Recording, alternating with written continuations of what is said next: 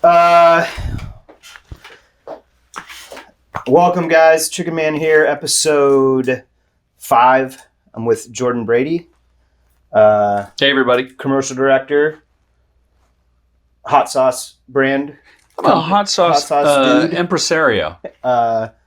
And I'm more a distributor because our hot sauce is made by bears. Oh. And we just collect it and distribute it to the people. Copy and it's called that. Oh So Delicious. You can go to ohsodelicious.org. I'm sure I'll slip that in throughout the show. And Oso is, we'll hear about that again. Oso is Spanish for bear. Yeah. Okay, there we go.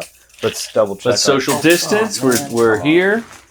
But, okay. I'm going to go from the sternum. We're at 6 foot right here. Look at that. Sternum to sternum. Good. 6 feet. All right. So let's go with how has coronavirus affected you so far? Coronavirus sucks. Let's start with the important things. My family is safe. Good. My kids are safe. My wife has been very diligent about wiping things off. Mm-hmm. For a while, we had a table. And I don't know how quickly this goes out to your fan base. It'll go out today. It'll go out today. Yeah. Okay, so it's March 20 or May 27th. May 27th. Okay, yeah. So March 13th was a Friday. Yes, Friday the 13th. Friday the 13th. I know. I love the. And it was a great day. Yeah. I came off a killer call with an ad agency. My vocation for your audience, I'm a commercial director. I direct commercials for television, web, whatever, and I'm a hired gun. And so, as you know, you and I have worked together for brands. It's just a lot of fun. It's pretty good money. And I hung up a call that was just like, yes, I got a job in April. Mm. And then after that, it was, hey, we're going to bid on a 4-day job, which is 4 times the money and 4 times the fun. Absolutely. For late May, maybe June, first week of June. Okay. I'm like, so you're filling up. Man, I'm filling up. Because for a director, like in the art department, you want to work every day. I want to be back to back. I can't do every day. Yeah. I got to prep for a couple weeks. How many commercials do you do? Well, like 1 a month or 2 a month, or in an average? I average a couple of shoot days a month. Okay. But I'm doing 2 and 3 spots in a day most of the time. Right. I've done 1,200 commercials in my 20-year tenure as a commercial director. Because sometimes you'll do 5 in a day, or we'll do like I cheat how I get to 1,200 grand. I count the little 8-second snippet that we do, the 15 second. But I don't count the cut down. I don't count if it was a 30 and then they extracted 15. Okay. That's just but one spot. But if it's a standalone 15, standalone 15, counts. that's a spot. Okay. I can dig that. I'm averaging, a couple days a month. Okay. And that's good, right?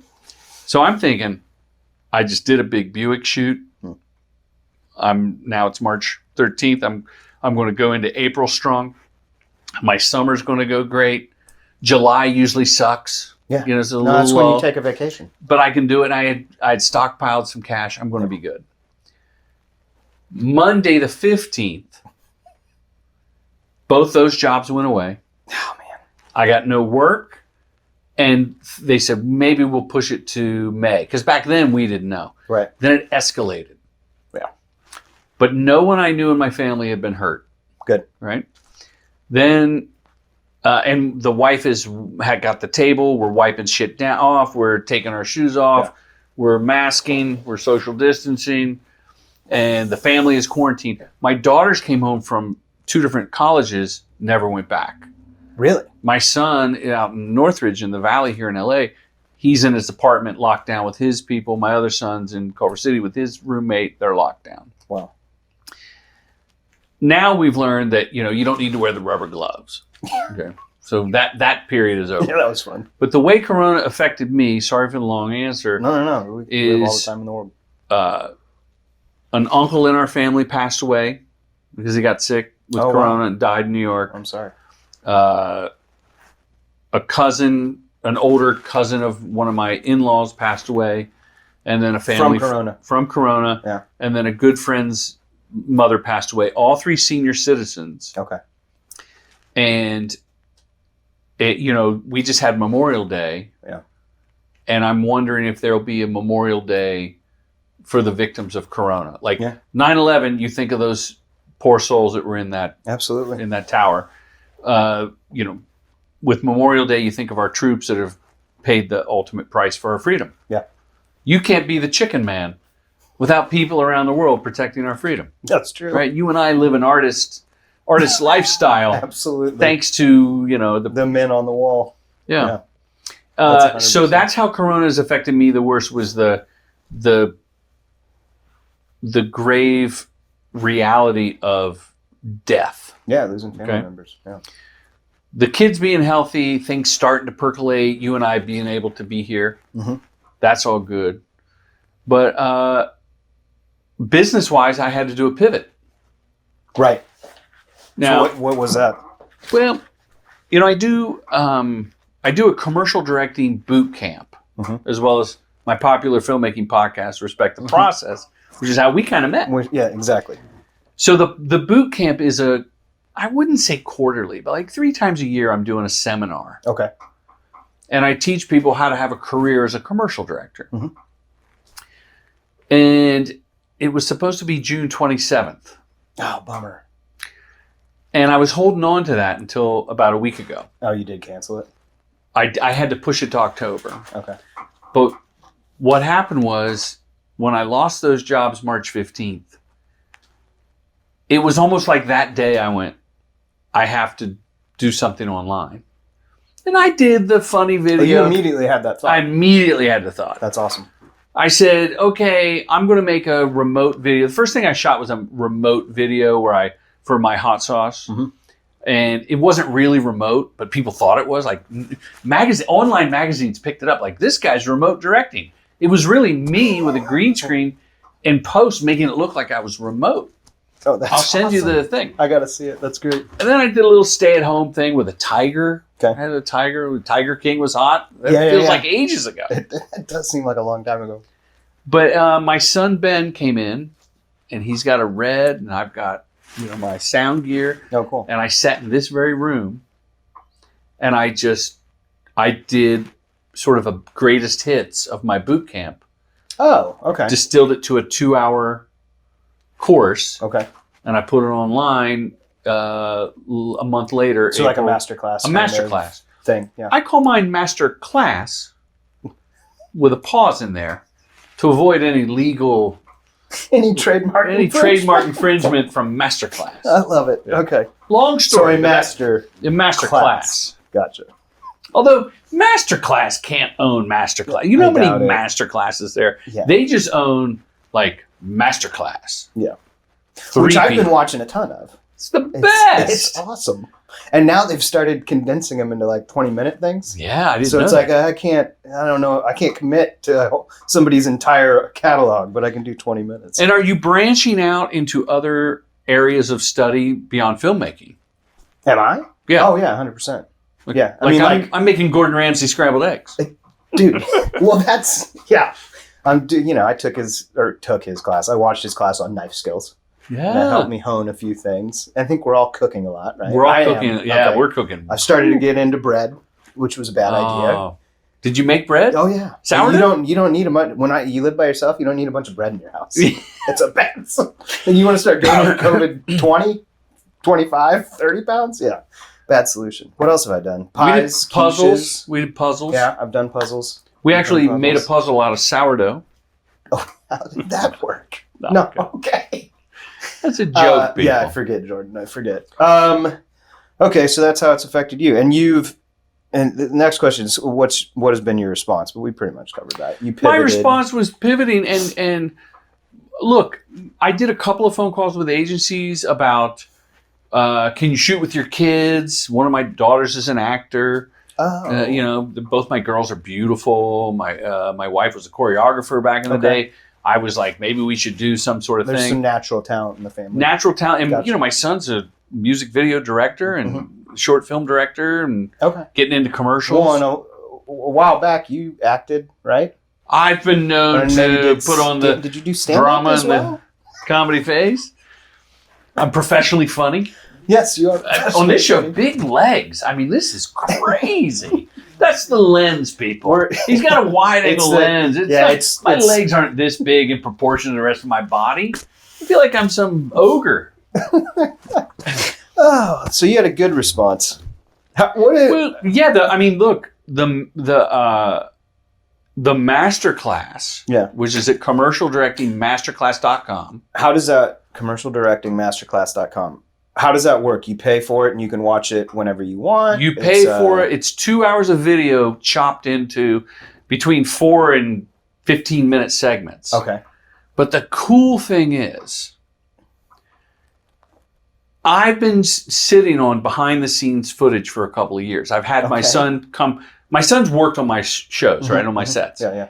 He's taken behind the scenes for me, where I'll talk to the camera and go, let's go to Video Village and talk to the ad agency. Oh. So no one else has that. Oh, cool. Right? Like, there's no Masterclass of a commercial. Do you have to blur out all their faces? No. They're really cool. Okay. Everybody's cool. And I told them, like, one of them was 2 years ago, and I said, hey, I'm going to do this. Yeah. Because I would show it at my boot camp, my live boot So you camp. see the interaction between you and me and the actors. There's raw daily. So me talking to an actor. And so far, there's been we're almost at 200 students. Like 500 people have checked it out. With your masterclass? Yeah, with the masterclass. Oh, that's great. So in 6 weeks, we have 200 students that are somewhere towards completing or have completed. Okay. 8 different countries. Oh, wow. In 7 continents. Dang. I think it's 7 continents. How many continents are there? Well, that's what I don't know, but it's okay. So Dude. Australia, Europe, Japan, Brazil, Canada, US. So Canada, US, that's a continent. But that's 5 continents. There's 5 continents. Sweden. Europe. That's still Europe. Okay. A couple of guys in London. Asia? Well, Japan. Yeah. Europe, Asia. Yeah. So maybe I got the continents wrong, but it's a lot of countries, and it's what I feel great about, Grant. Yeah. The people say, I've always wanted to come to your boot camp, but I can't afford to fly to LA. Yeah. Now I can't fly. Yeah. And this is a great way to do it. Dude, that's awesome. I'm really happy with it. So, so you've had a positive response to this overall. Yeah. I mean, barring obviously death in your family, and that's tragic. But work-wise, you put something to. It's interesting to see how many people I've talked to that everybody I've talked to so far, now that I think about it, has had some sort of a side thing where they started going, I got to do this. I got to side hustle. I got to. Yeah. It's almost like, when, that call to adventure. Yeah. In the classic hero's journey, in the mythic structure of a movie, they always resist. The hero always resists the call. Yeah. COVID was like a slap on the ass saying, you better step up. Giddy up. Yeah. Giddy up. Giddy up. Giddy up, ChickenMan. ChickenMan's on the run. So this, I want to talk about, so I'm asking 3 questions of everybody. How has Corona affected you? What's been your response? And then the next question is, what do you think the future will look like? And with you, I'm more interested, since we work in the same industry, like production, how the hell are we going to get back to work? What do you, being responsible do you produce ever?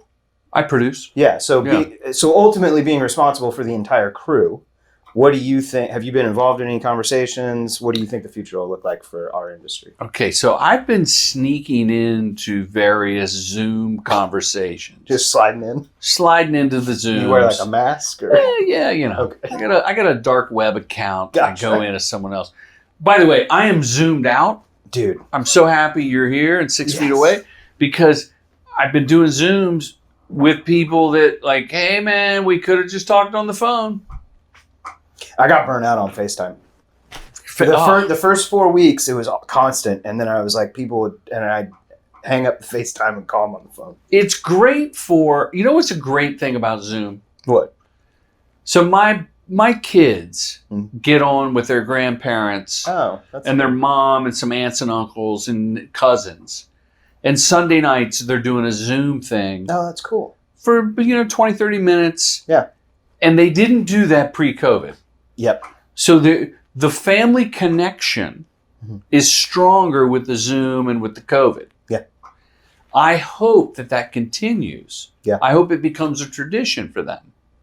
That would be cool. But in business, it's like, I don't like to be tethered, like I have to fake like I'm looking at you, when really I'm looking at the screen and my camera's there, so our eyes aren't connected. Exactly. It's kind of fake. Yeah. And then I have to be there, whereas if I'm talking to you on the phone, I'm like Googling something, I'm texting my wife, I'm multitasking. like picking my nose, I may get up and make coffee and come back, learn a new chord on the guitar, order chicken. There you go.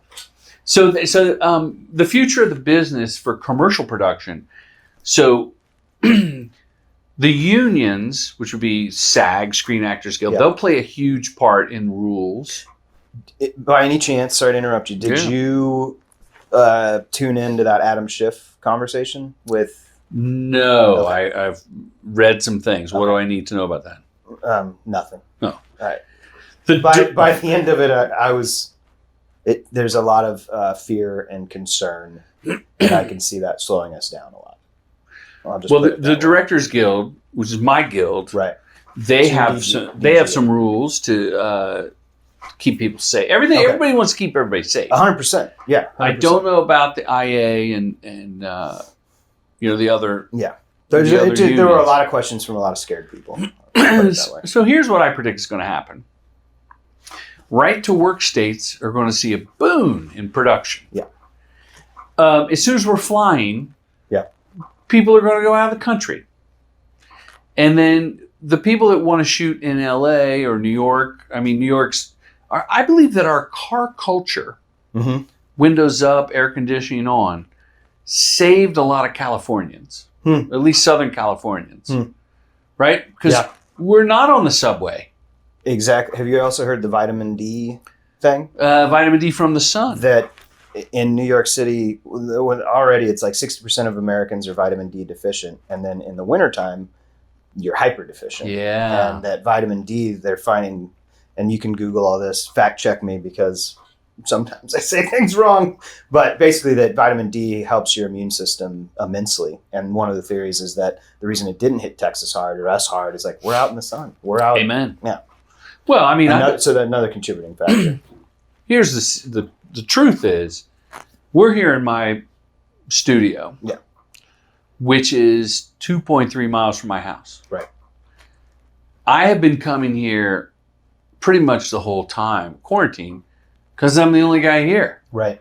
In fact, when I felt a little under the weather back that third week of March, like, do I have it? I stayed away from my wife and kids that are at home. Oh, really? And I would come here until late at night and then go home. I'd ride my bike, get my vitamin D, and just eat some carrots. I mean, literally, it was self-quarantine. I was self-quarantined. For like 2 weeks? Did you do a whole 14-day thing? And No. Oh, I mean, for like while you felt crummy. for like a week to 10 days when I felt like what's happening. Yeah. But I mean, clearly, did you ever get tested? I did not get tested. I was. I'd love to get tested. I'm gonna go. I know there's for anybody in Los Angeles, EXER emergency clinics or urgent care clinics. Yeah. You can walk in right now and get a blood test for antibody, and it's free. For antibody test, yeah, and get a COVID test as well. Are they still doing the Q-tip up the brain? Yeah, my dad just went in to get a knee replacement today, which we were like, maybe that's not the best idea. Yeah, maybe during all this, but okay. And he did the drive-through thing. Sure enough, they crammed that thing all the way to the back of your nose, and it's not as scary for me because I spent several years as a street magician. Seriously? No. Okay. But they do the thing where the pencil. Exactly. Yeah. Good call. So, I forget what the question was. So, what the future will look like for production, and because I heard somebody say the MP. What's the production MP producers? MPAA or something. They released some 30-page document saying this is our best practices kind of thing, and then there was an article from people wear masks. Yeah. Right. And by mask we mean bandana. Yeah, we do. People will maybe wear gloves. Yeah. The equipment will be wiped down. Somebody said yesterday I was talking to, they produced a job The director was remote. Really? Yeah, because why have them on set? They set up a Zoom thing. Yeah, I guess. The minimal crew came in and wiped everything down, and they wore the paper suits. Yeah. Actually, it was in Sweden. Okay, I was going to say, was that here? It was in Sweden. I know people are shooting here. Yeah, people are shooting here. I don't know who. I wouldn't say I don't know where. But everybody's being distanced and safe and wiping down. And the crews will be smaller. And I bet you by August, September, it's almost back to normal. Really? That's your prediction? That's my prediction. Damn, I hope that happens. With smaller budgets, and if, I think I'll have less opportunities as a union director. Right. Because I think people will want to skirt the rules. Underground. Yeah. And I think that SAG actors will have a tough time because their union, with everyone has best interest in mind. Yeah. You know, I'm fortunate that I have other revenue streams we were talking about before you rolled. And I saved up money. Yeah. And I'll be okay. But will it be this? When I say this is when we start a non-union production company. And just go with the flow. Yeah, I have a hard time. With that. I can't do that at this point. I'm. Yeah. That's where my everything is. Yeah. Yeah, you're committed. So this is a new question I just thought of yesterday, and you'd be a good person to ask this up. What would you have done anything differently if you knew in January that this was coming down?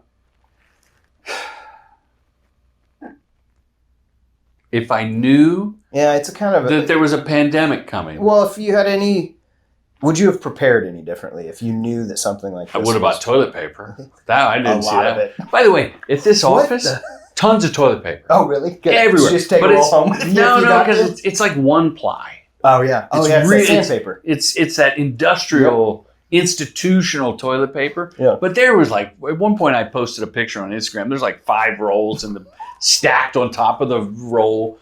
And the wife, Jeanette, she would always get a roll or two. And we keep a closet full anyway. Right. So I can't really, that's a great question, man. I don't know. So what I would have done different. I mean, a follow-up is, are you going to do anything differently in the future because of this? I'm a hugger. Dude, I love hugging, not in a lecherous way. I mean, I do like the ladies, and I like the handsome men. But I just love, are in LA. When I see my brothers, I want to hug. Yeah. When I see, I meet people, and we're going to work together. We talked on the phone. I just want to give her a hug. Yeah. It feels unnatural, even just the distance. I don't like it. I'm okay with not shaking hands because I don't know where people's hands have been. Yeah. So I'm really down with the elbow dap. And when I'm sick, I got a little sniffle, I'm the first to go. If someone holds up their hand, I go, "Hey man, I can't. I just want to protect you." And remember when people would go, "Hey, that's very courteous." Yeah. Well, now it's. No, we don't have. Now it's the law. Now you get yelled at if you don't do it. So I can see handshakes going away forever, just because we're used to it. Yeah.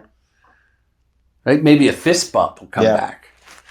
When I ride my bicycle around, I keep a little thing of sanitizer. Okay. From when I would touch things, and you push the button to walk crosswalk or whatever. Yeah. So now that's an elbow. That's a fist bump. I don't know. It's a great question. What would I do differently knowing it was coming? I mean... Or will you do anything differently in the future because of it? No, I mean... I'm going to save more money. Yes. Right? Save more money. I thought I was... For our industry, you can go through a dry spell of weeks on end sometimes. And so I've always tried to keep at least 3 to 6 months worth of income. Now I'm I think I want to try to keep a year's worth if I can. Yeah. If I can save up that much. Because, dude. You know what's been different? I took 2 weeks of unemployment. Okay. For the first time in my 55 years on this planet. Ever in your life? In my life. Interesting. And I had a paradigm shift. First of all, I have I pay myself through a corporation. Right. And I've contributed thousands and thousands of dollars every year into the system. But I'm an able-bodied man of privilege. So I've never taken it in the down days because I manage it okay. I do all right. Yeah. And I remember with my boys, they're saying like, well, I should take unemployment. This is a couple of years ago when they first started in the workforce. I was like, why don't we save that money for people that need it? Yeah. You can go get a job. Why don't you just take the energy that it takes to file for unemployment and go get a job? And I believe that. Yeah. And I have a lot of actor friends who, as soon as it wraps, they do the unemployment. Yeah. And I'm not criticizing that. Yeah. I just never was down with that mentality. For COVID, I waited a few weeks. This isn't on us. And I went, you know what? I put that money in. I'm going to take a fraction out. So I only did it for 2 weeks. And then, I had, because I didn't know my Masterclass would work. Right. I moved my Bootcamp to October 11th or October 10th. It's a Saturday in LA. I'll post all the websites and stuff. Oh, really? That'd be great. Yeah, for sure. So yeah, I did 2 weeks of it. And then I got a form like, do you want another week? I was like, no, I'm going to be all right. Like, let the system do what the system does for people that need it more than I. Yeah. Well, the state of California is already borrowing federal money to pay unemployment. So the repercussions of that, who knows? Well, let's wrap this thing up. Is there anything additional you want to promote? Or you just want to run through what you have promoted or what you have? Can I say this? You can say whatever you want. Just speaking as a man of privilege, as a white man in America, I've never had to tell my boy. I have 2 grown men that I've made. I sired them. Yes, your children. And I've always said like, hey, don't really mess with the cops. Yeah. Just kind of mind your P's and Q's. You don't need trouble. And, they can be, one of them especially a little rebellious. Ironically, my more chill son, Jake, got pulled over in Marina Del Rey. Okay. He was living on a boat illegally. Oh, great. He's walking from the restaurant back to his boat. So it's kind of a weird area, right? Like, why is this 20-something guy walking in the marina? And he was mistaken for a guy that started some bar fight. Oh. And the cops detained him, and he was super chill. Yeah. They let him go. And the first thing he said, this is like a couple years ago, he said, I know if I were black, it would have been a whole different story. Yeah. Like, they did put the handcuffs on me. They had me outside the car, just standing there. They never roughed me up. They just talked to me the whole time, and it was like 20, 30 minutes. He was scared. Yeah. He'd never dealt with the police like that. And yesterday we watched George Floyd, who, I don't know if he was homeless or he allegedly forged a check. Yeah, there was some sort of a forgery thing going on. Not a crime worthy of the death penalty. Oh, hell no. But I watched a coward in a uniform. Yeah. You saw the video. Unfortunately. Okay, so I was in here all day in my bubble. Like you on the motorcycle. Oh, yeah. I'm in the bubble. I'm talking to people. I'm podcasting. I'm doing interviews. I'm talking about what are we going to do. I have no idea. I get home and my wife looks like she's been crying. She goes, I was weeping. Yeah. And I'm like, I don't know what's going on. I haven't seen the news. And her chin dropped. She goes, here's this thing. And I watched the video. And the joy that it seemed that the cop had was despicable. I mean, it was heinous. Yeah. And a couple weeks ago, Ahmaud, I don't know how to say it. Arbery. Yeah. The running dude. He's jogging. Yeah. He's shot. Yeah. So this isn't 1855. No. Right? So no, it's 2020, Jordan. It's 2020. Yeah. So the systemic racism in our country is it'll last longer than COVID. Oh yeah. So I'm answering in the context of COVID. Okay. We came together as COVID. We had factions. There's people protesting. Yeah, but that's white also guys, healthy. We need people that are on different sides. I think there's going to be an uprising. In what sense? Peaceful protest may not get the change that this country needs. Yeah. And I'm not a revolutionary, but I'm going to be on the right side of history saying that all men are created equal. Absolutely. And right now, the civil rights that are being violated, disproportionate to any other crime, is happening against black men. Yeah. And how COVID for a while brought us together, and what it could have done with proper leadership at a federal level. Trump. So I haven't heard Trump. I've heard him deny responsibility for COVID. I've heard him say what a great job he did. We reached 100,000 people have died. Yeah. And then in the last 48 hours, I've heard nothing from our president about Black Lives Matter. Yeah. And as a guy who grew up under the umbrella of white privilege, the cloak of white privilege, without even knowing, I'm a poor kid from Ohio. But I can only imagine the conversations that parents have to have. African-American parents have to have with their children, like, and they do. I mean, this is nothing tying new. this back to your conversation with your sons. Yeah. That you can't take anything for granted. Well. And the police need to, I'll wrap it up with my solution. It has to start with the cops. Yeah. Because there must be a lot of great cops that go into the copdom or the coposphere. Yeah. Right? I apply the 80-20 rule. That 80-20. And it's not really supposed to be applied this way, but I do. And just that, I think 80% of people are probably decent and 20% are assholes. Now, where's that number from? 80-20 is I want to say Google it. I want to say it's a financial principle. Oh, okay. That basically, it is a financial, so it's an economic principle. And basically that 20% of the people pay 80% of the share of taxes. That kind of idea. And so you can pretty much always break things down that economically those two numbers. 80-20. Yeah, 80-20.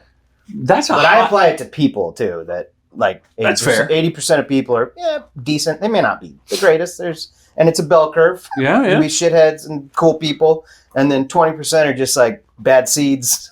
That's high. That's high. No, I mean, it's probably real. Yeah. But I would have hoped that it was like this 5% vocal minority. Yeah.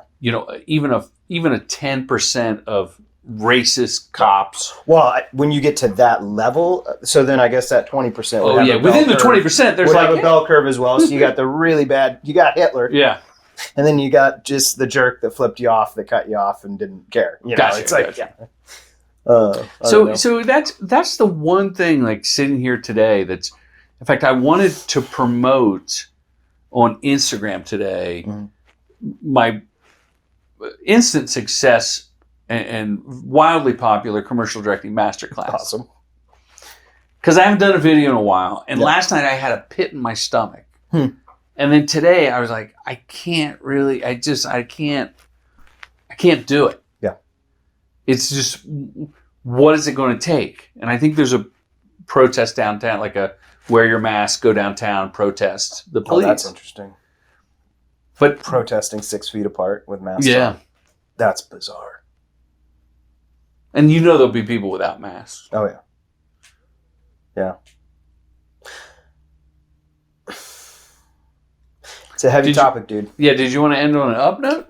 Because here's what that was really heavy. That was off topic and heavy and everything. Oh, that was good. But that's the reality, man. That's the reality. Let's end on an up note. What do you want to promote? Anything you want to promote? We're temporarily out of garlic serrano. That's our flagship flavor. Okay. I'm getting a little close to you. Yeah, just in case. But I still have habanero rojo. it's your vinegary based. Like you put this on a chicken wing, or you more put like a Tabasco a little bit, or no? It's way better than Tabasco. It's Oh, more really? flavorful. Oh, nice. Habanero Rojo. Yeah. Hotter? A little hotter. Yeah. But none of our flavors burn the mouth like hot ones, right? Okay. We're not in that category. We're after the flavor seeker. Okay. We want to help the flavor seeker. So I want to give you this bottle. Thank you, sir. And try it on the chicken. Ooh, yeah. Or put it in your ranch, and it'll really bring out the flavor. But it's Awesome, got heat, right? And well, then, yeah, habaneros. Come on. I want you to lime. I want you to take this one. This is our specialty item. Okay. And you cannot buy this by itself. You can only get it in the Flavor Seeker Fun Pack. And the Flavor Seeker Fun Pack gives you a garlic serrano, a ghost pepper, and a habanero rojo. Ooh, that ghost pepper's probably gnarly, huh? Okay, so Grant, that's the thing. Is that what this is? The way we've mixed like it says it's a 17 out of 10. That's because it has this heat that then will expand in the mouth and linger like with a sting. It's almost like if you can imagine an enjoyable bee sting to your taste buds that made the flavor. It just keeps moving. Yeah, it just keeps going. So they're flavor enhancers, and I want you to have awesome, that. Man. Thank you. And I want you Appreciate to tell your fans when you try it. I want you to tell them what you liked. Yeah, for sure. And I think on the chicken. Oh yeah, it'd go great. It's going to. Well, and my rub is already pretty spicy, so. Ooh, well. How do you feel about mixing flavors? We'll see. I'll have to try it. Yeah. What I really want to try this on is fried chicken, which I also make fried chicken. Oh, fried chicken. I just don't sell it because I can't. Next day it'll be soggy, nasty grossness. So try the. Either one of them's great on pizza with a little slice of lime, a little squeeze of lime there. Yeah. See what you think. I'll let you know. Okay. Thanks for having me. Hey, I appreciate your time, sir. This has been great. This has been a blast. All right, guys. Thanks for watching episode 5, I think. ChickenMan out.